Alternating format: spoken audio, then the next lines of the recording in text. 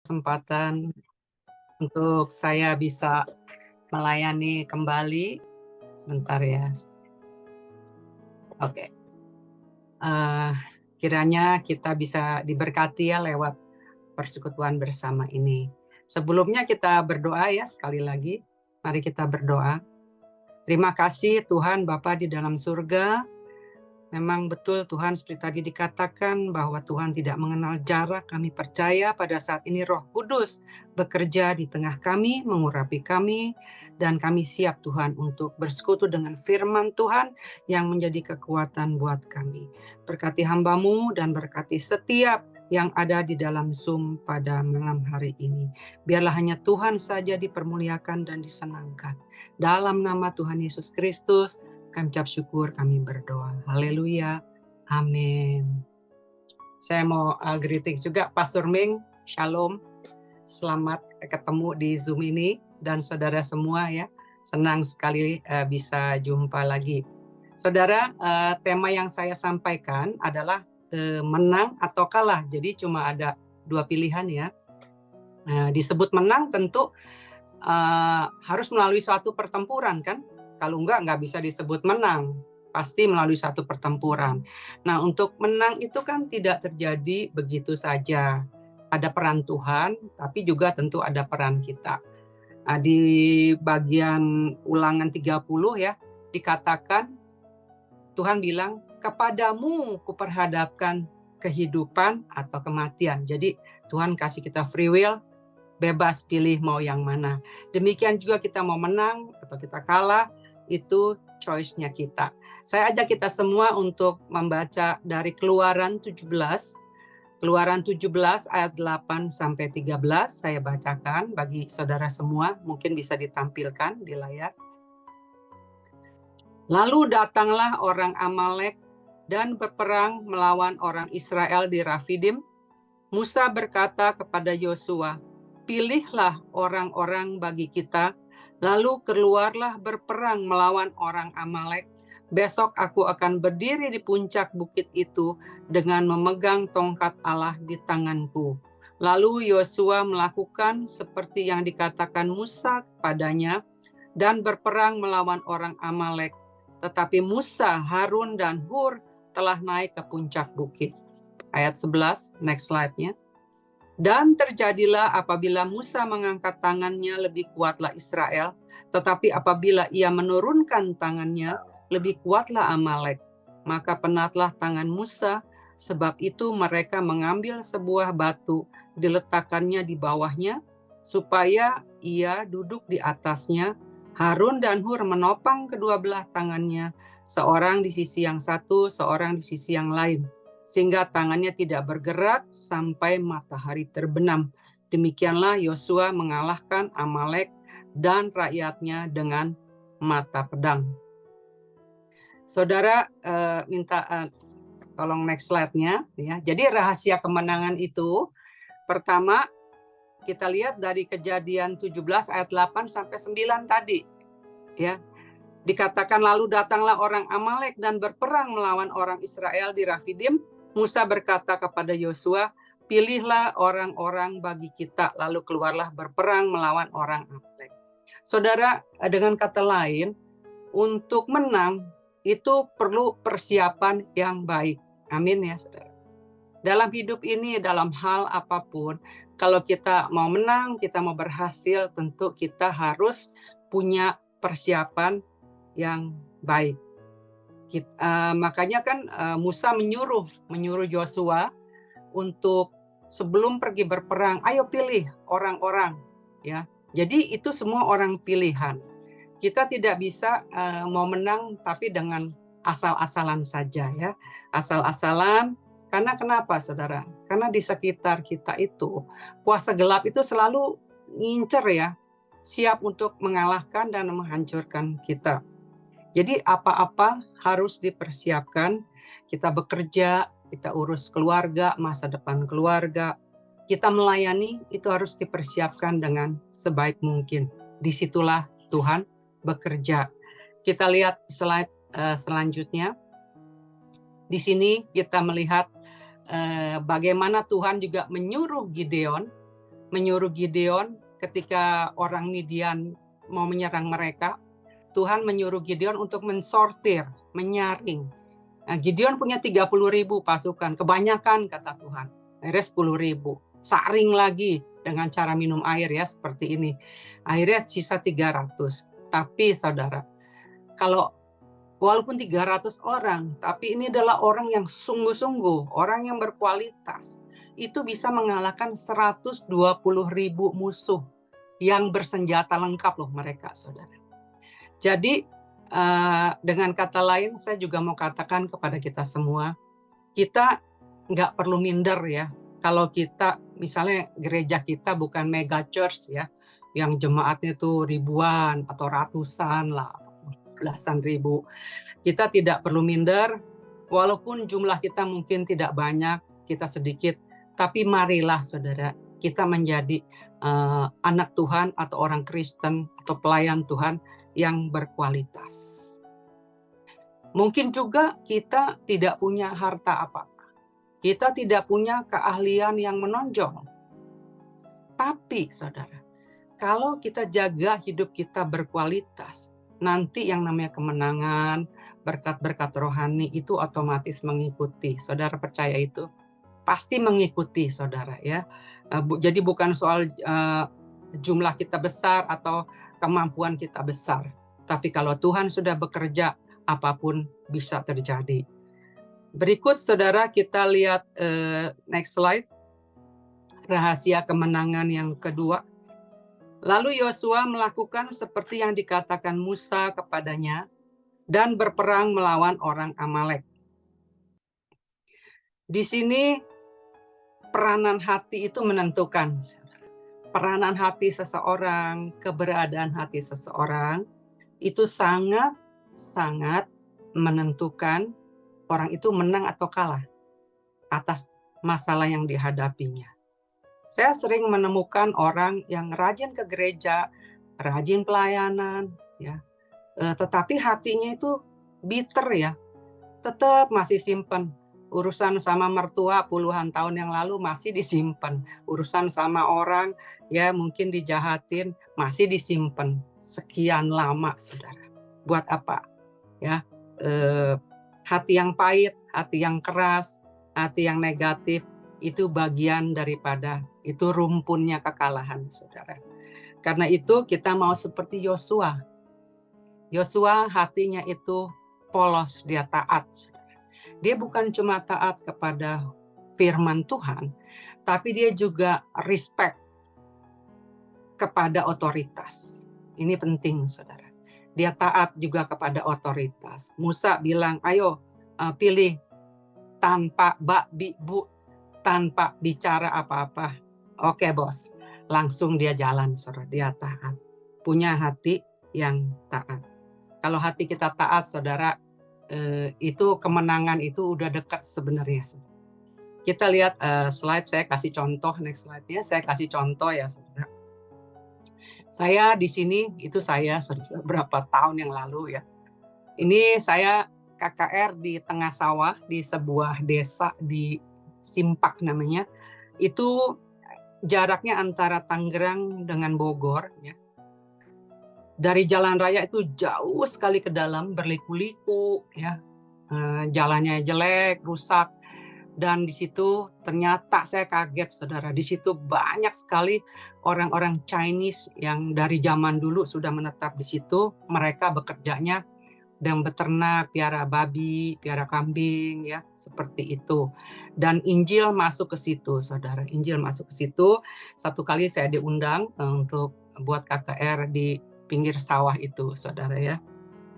Nah, di situ saya melihat di dalam kesederhanaan hati mereka yang saudara tahu kehidupan kalau di kampung yang sangat di ujung itu, saudara. Tidak bisa apa-apa, tidak punya apa-apa. Tapi hati mereka begitu, Yesus ada di dalam hati mereka, mereka born again. Mereka punya hati yang taat, saudara.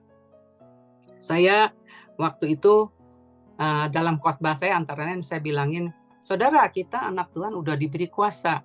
Jadi kalau Ada yang sakit, doakan, tumpang tangan. Atau ada masalah apa, doakan, ya, tumpang tangan. Rupanya saudara, mereka praktekkan. Mereka bilang sama keluarganya, mau ikutin apa yang kata Tante Kanada bilang. Saya Tante Kanada, karena saya dari Kanada. Nah, apa yang Tante Kanada bilang, udah. Mereka praktekkan, saudara. Mereka doakan anak-anak sembuh. Nah, satu kali di desa itu berjangkit penyakit yang membuat hewan itu mati, ya, saudara. Tapi ibu ini dengan hatinya yang taat dan percaya kepada firman Tuhan, dengan hati yang polos, saudara. Dia bilangin, kalau saya doakan bisa apa saja, anak saya sembuh, ini sembuh, saya juga mau doakan kambing saya. Akhirnya dia doakan, dia tumpang tangan sama satu-satu kambingnya, saudara. Saudara, apa yang terjadi? Satu kambingnya pun jangankan mati, sakit pun enggak. Sementara kambing-kambing tetangga yang lain pada mati, saudara, ya. Waktu itu terjadi virus berjangkit di sana. Nah, saudara, itu hati yang lembut gitu, yang taat seperti itu, saudara, yang Tuhan itu sangat senang. Nah, di dalam KKR ini ada juga seorang ibu, ya, seorang ibu yang hatinya itu begitu rindu pertobatan suaminya yang sudah meninggalkan Tuhan belasan tahun karena pahit sama orang Kristen, akhirnya meninggalkan Tuhan. Dia sekian tahun, saudara, tidak pernah putus berharap dan berdoa dengan hati yang penuh dengan kerinduan kepada Tuhan. Air mata mengalir, dia doa. Dan saudara, pada saat KKR itu, waktu altar call, saya hampiri, suaminya biasa diajak nggak mau, saudara, saya lupa. Suami biasa diajak nggak mau, tapi saat itu suaminya itu bisa mau, saudara. Itu pekerjaan Roh Kudus, saya percaya.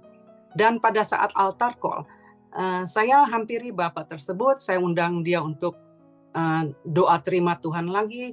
Kemudian Roh Kudus menggerakkan saya untuk putuskan semua, padahal saya nggak tahu cerita tentang mereka, saudara. Roh Kudus menggerakkan, lakukan ini. Saudara, sudah dan selesai. Minggu depan apa yang terjadi, saudara? Bapak ini dipanggil Tuhan. Bisa saudara bayangkan kalau dia dipanggil Tuhan, tapi dia belum balik kepada Tuhan. Itu yang saya bilang, God is so good, ya, saudara. Anugerahnya itu luar biasa. Nah, saya perhatikan hati mereka yang tulus, yang polos, yang taat, dan terus berharap kepada Tuhan. Tuhan itu bekerja secara luar biasa. Kita lihat next slide-nya. Rahasia kemenangan yang berikut apa? Saya bacakan di sini ayat 11. Dan terjadilah apabila Musa mengangkat tangannya, lebih kuatlah Israel. Apabila ia menurunkan tangannya, lebih kuatlah Amalek. Maka penatlah tangan Musa, sebab itu mereka mengambil sebuah batu, diletakkannya di bawahnya, supaya ia duduk di atasnya. Harun dan Hur menopang kedua belah tangannya, seorang di sisi yang satu, seorang di sisi yang lain, sehingga tangannya tidak bergerak sampai matahari terbenam. Saudara, Musa adalah nabi besar, ya, yang dengan tongkatnya kuasa Allah bekerja, laut Teberau terbelah. Dia ketuk dengan tongkatnya ke gunung batu, air mengalir. Waktu itu nggak ada air, saudara. Tetapi, saudara, di tengah kebesaran namanya, di tengah hebatnya kuasa Allah bekerja dalam dia tetap mengangkat tangan kepada Tuhan, dia tetap berdoa kepada Tuhan, dia tetap bergantung penuh kepada pertolongan Tuhan. Ya, dia bilang sama Joshua, kamu pergi perang, aku naik ke puncak bukit. Mereka berdoa. Musa ditemani Harun dan Hur. Ya, kita lihat di sini luar biasa ketergantungan Musa kepada Tuhan.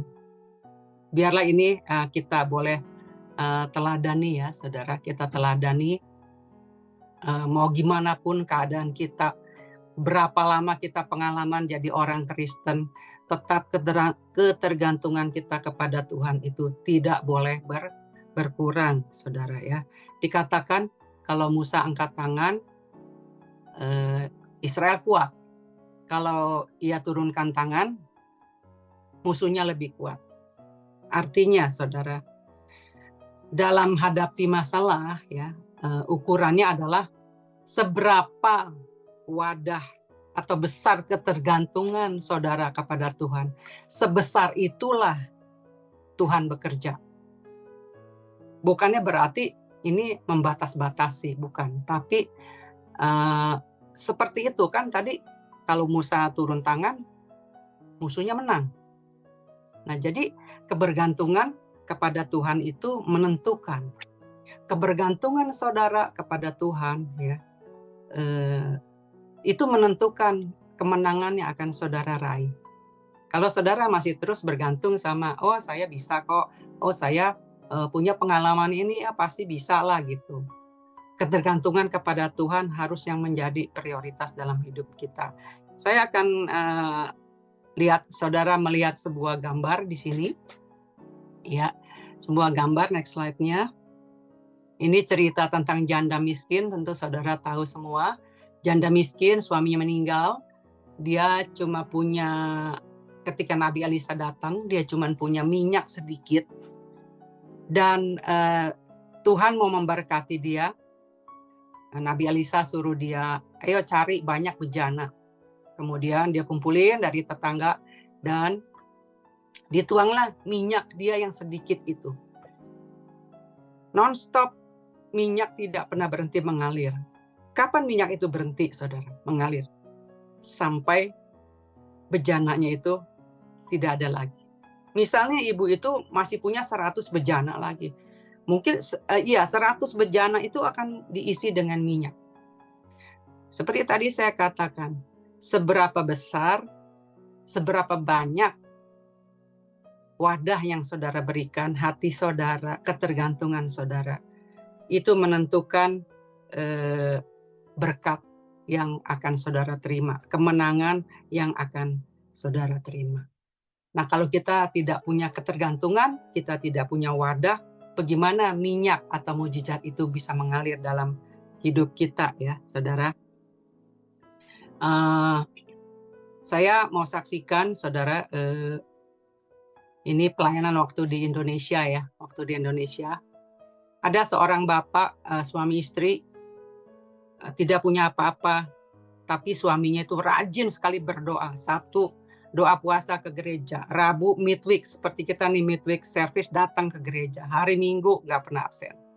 Tuhan dengar doa dia berdoa dan dia didoakan, mujizat terjadi, saudara. Tuhan kasih dia hikmat untuk membuat satu bisnis snacks lah dari tepung terigu, ya. Saudara, pertama jualan cuma 2 kilo. Tapi Tuhan itu melakukan hal yang luar biasa sampai, saudara, ratusan kilo per hari, saudara. Bisa beli rumah, bisa beli segala lah. Hidupnya berubah 180 derajat. Tetapi apa yang terjadi, saudara? Karena sibuk, ya. Karena sibuk, hari Sabtu udah nggak pernah nongol. Kita ngerti lah, ya, karena sibuk. Hari Sabtu, ya dibilang wajib, ya nggak juga gitu kan. Yang doa puasa gitu kan. Oke. Kemudian hari Rabu, midweek service, udah nggak bisa karena busy. Masih kita ngerti, ya, masih kita ngerti lah, ya. Tetapi akhirnya Sunday service hari Minggu 1 bulan bolong sekali, bolong 2 kali. Akhirnya sama sekali nggak bisa datang dengan alasan terlalu sibuk, tidak bisa ada waktu lagi. Akhirnya singkat cerita, saudara, Tuhan izinkan dia kembali 0, alias bangkrut total, dan terjadi perceraian di antara mereka. Nah, saudara, sebenarnya pada saat kita diberkati sama Tuhan, justru saya katakan, pada saat kita diberkati oleh Tuhan, justru kita mesti semakin lagi, saudara, memberkati gereja Tuhan, memberkati lagi orang-orang, ya. Tapi saya banyak menemukan di lapangan, saudara, tuh minta doa, minta promosi, jabatan naik, apa, berkat mengalir. Tapi ketika Tuhan jawab, sibuk, pelayanan semua dikorbankan. Nah, kita Jangan seperti itu, saudara.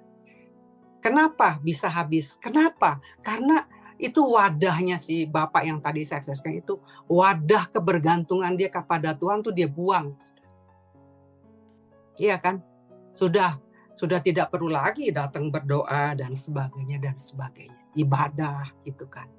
Nah, saudara, kita harus sangat berhati-hati pada saat kita diberkati, kita tetap harus menjadi berkat. Amin, saudara ya. Semakin semangat harusnya melayani Tuhan. Jangan langsung temuin koordinator di gereja. Aduh, jangan jadwal saya dulu ya, gitu. Pernah dengar nggak seperti itu, saudara? Jangan jadwal saya dulu ya, gitu. Nanti deh, seperti itu.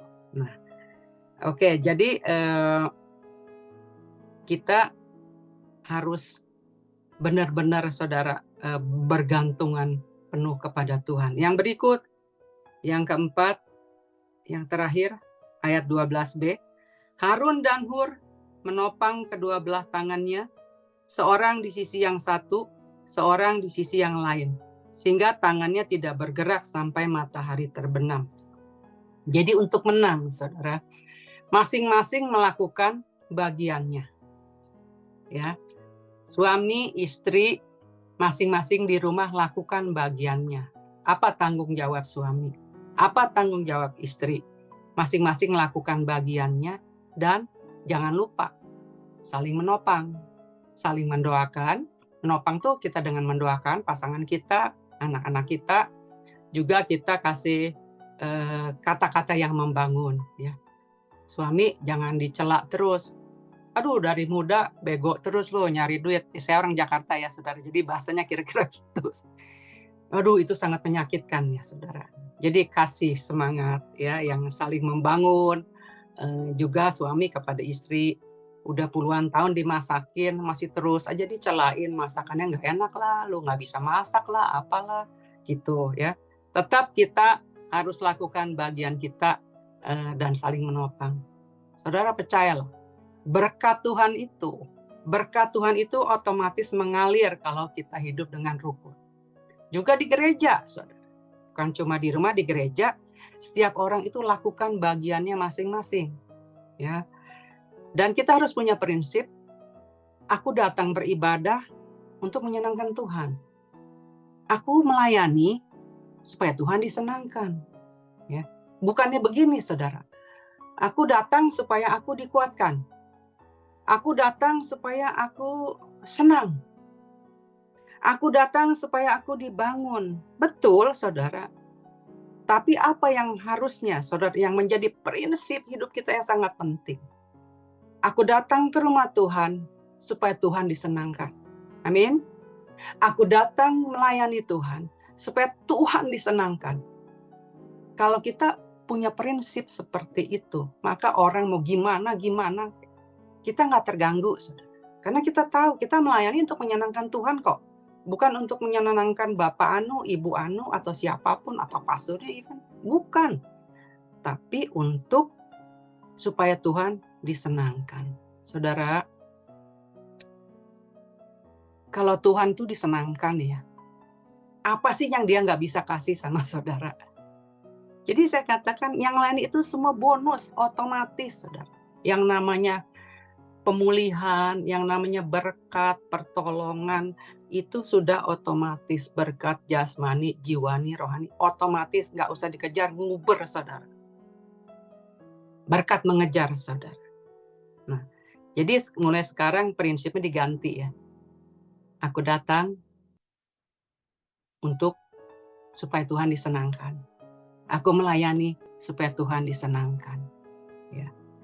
Dan poin yang terakhir, Amsal. Next slide-nya. Amsal 8 ayat 17b. Ya. Dan orang yang tekun mencari aku akan mendapatkan aku. Nah, jadi saudara harus tekun ya. Mungkin saudara sudah berdoa, rasanya capek ya, kok hidup begini-begini aja gitu kan. Saudara harus terus tekun. Nanti saya saksikan sebelum saya tutup. Tekun terus. Tuhan janji apa di sini? Kalau kamu tekun mencari aku, kamu akan mendapatkan aku. Kalau saudara mendapatkan Tuhan, all the blessings, semua itu udah satu paket, saudara. Ya. Kemudian 1 Yohanes 5 ayat 4, bahasa Indonesia sehari-hari di sini. Sebab setiap anak Allah sanggup mengalahkan dunia yang jahat ini, dan kita mengalahkan dunia dengan apa, saudara? Dengan kepintaran kita, dengan apa? Dengan iman kita. Ya, jadi mari kita jaga baik-baik wadah kita ya, iman kita, ketergantungan kita, hati kita. Jadi kalau bagi Bapak Ibu Saudara yang mungkin masih simpan unek-unek sama siapapun, ya, saudara itu buang cepat-cepat, karena itu akan menghalangi berkat Tuhan mengalir atas hidup saudara. Ya, tolong ini diperhatikan baik-baik. Jangan simpan apapun kepahitan ya, atau hal-hal yang mengotori hati kita ya, udah buang lah, buang jauh-jauh. Nah, saya mau saksikan ya saudara, saya juga sering menghadapi dari sejak saya di Indonesia dulu ya, sebelum berangkat ke Kanada maupun di Kanada, saya sering menghadapi pada satu kondisi di mana seolah-olah Tuhan itu diam, padahal kita udah babak belur istilah, udah meronta-ronta istilahnya, air mata udah tumpah, udah sepertinya Tuhan kemana ya gitu, diem gitu. Tapi saya lihat di kiri kanan kok kayaknya orang kok enak-enak aja ya, orang yang ke gerejanya cuma main-main, pelayanan aja enggak kok, semua doanya dijawab, hidupnya kayaknya oke-oke aja gitu. Sedangkan saya compare, kita sekeluarga ikut Tuhan itu ya dari dulu ya sungguh-sungguh gitu loh saudara, sungguh-sungguh banget. Even saking sungguh-sungguhnya sampai hari-hari anak saya yang remaja itu habisnya di gereja saudara, melayani Tuhan dari umur 13 yang besar, main keyboard di gereja ya. Terus kalau kita nih sekeluarga pergi kemana vacation, pas hari Minggu pasti cari gereja. Jadi sudah tertanam kebiasaan dari sejak anak-anak kecil bahwa hari Minggu atau harinya Tuhan itu adalah satu hal yang terutama, yang terpenting. Jadi udah menjadi bagian hidup ya. Nah saudara, tapi apa kenyataannya? Kami semua sekeluarga melihat, kok kita babak belur sih, di mana ya salahnya, di mana ya gini-gini. Tapi ya, apa yang kami lakukan pada saat masa menunggu itu, saudara? Yang kami lakukan, walau dengan terseok-seok, ya, walau dengan sulit, ya, kita tetap pelihara hubungan kita dengan Tuhan, ya. Pelihara hubungan dengan Tuhan lewat kita doa sehari-hari, kita beribadah, ya. Bahkan tidak pernah sekalipun saya hubungi yang suka bikin jadwal, tolong jangan untuk berapa bulan jangan jadwal saya dulu ya. Tidak pernah, saudara. Walaupun badai begitu kuat, walaupun tuh capek gitu, lelah rasanya, saudara. Ya, ini semua saya saksikan bukan karena saya baik, no. Supaya saudara bisa merasakan bahwa walaupun kita sungguh-sungguh ya ikut Tuhan, bisa aja kita mengalami badai yang seolah-olah Tuhan itu diam. Saya nggak tahu posisi saudara saat ini ada di posisi yang seperti apa. Kalau saudara ada di posisi yang seperti saya atau mungkin yang lain, saudara pegang itu firman Tuhan. Tekun, cari Tuhan, terus cari Tuhan. Dan jangan sekali-kali buang pelayanan. Jangan sedikit-dikit pelayanan yang dikorbankan. Itu yang saya sering lihat di Indonesia maupun di Kanada. Ada urusan sedikit, pelayanan yang dikorbankan. Ada masalah sedikit, tersinggung sedikit, pelayanan yang dikorbankan. Sepertinya sedih banget ya saudara. Pelayanan kepada Tuhan itu kalau Tuhan kasih kita kesempatan melayani, itu satu privilege yang luar biasa loh, yang mahal, yang agung. Tuhan itu menghormati kita, mempercayakan kita untuk melakukan pelayanan. Jadi mulai sekarang apapun yang saudara alami, tetap jaga hubungan saudara dengan Tuhan, terus tekun cari Tuhan.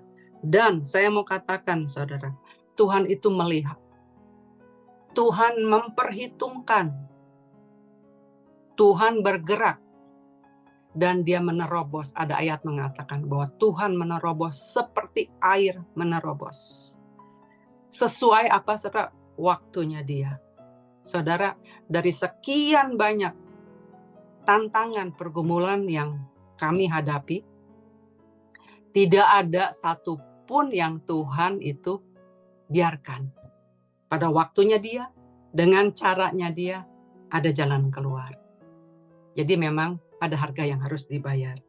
Saudara, kita menang atau kalah, ya, peranan saudara menentukan. Ya, saudara, Tuhan yang punya kuasa memang. Tuhan yang punya kuasa, tapi seperti tadi saya katakan di Ulangan 30, pilihlah kehidupan atau kematian. Saudara mau pilih menang atau kalah. Ya, apapun pergumulan saudara, saya percaya Tuhan itu tahu kok. Tuhan tahu saat saudara menangis, Tuhan tahu saat saudara diperlakukan tidak adil, saat saudara dihina sama orang, di underestimate, nggak dianggap. Itu Tuhan semua tahu, saudara. Dan Tuhan bekerja. Itu saja yang saya bisa bagikan kepada kita semua. Jadi rahasia kemenangan ada di tangan kita semua, ya. Saya ajak kita semua untuk berdoa, ya. Mari kita berdoa.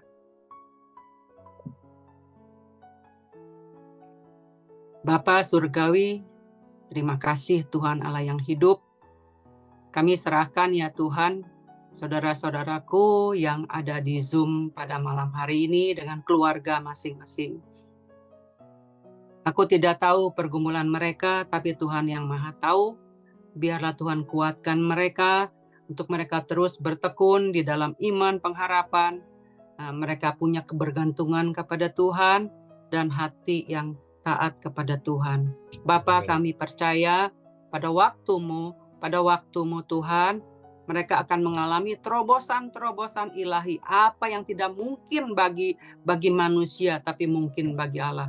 Mungkin di mata kami nampaknya impossible hal ini bisa terjadi. Tapi kami saat ini mau katakan bahwa di dalam Tuhan tidak ada yang tidak mungkin. Apapun itu Tuhan akan menerobos Tuhan. Berkati FGF New York, Pastor Tony dan tim semua, juga FGF Philadelphia, Pastor Ming dan tim semua, dan semua jemaat ada di dalam berkat pelindungan Tuhan. Tuhan, kami mungkin bukan mega church, tapi kami mau menjadi orang Tuhan, orang Kristen yang berkualitas. Kami akan memenangkan banyak jiwa. Kami akan memenangkan berbagai pertempuran dalam nama Tuhan Yesus. Karena kami diberkati oleh Tuhan. Tuhan, segala panah-panah api si jahat yang mau ditempa terhadap gereja Tuhan, FGF New York, FGF Philadelphia, kami tolak, hancurkan dalam nama Tuhan Yesus Kristus. Hanya rencana Allah saja yang terjadi. Tuhan kirim banyak jiwa dari berbagai bangsa datang berduyun-duyun ke rumah Tuhan. Terima kasih Bapa, dalam nama Tuhan Yesus Kristus. Kami ucap syukur, kami berdoa. Haleluya. Amin.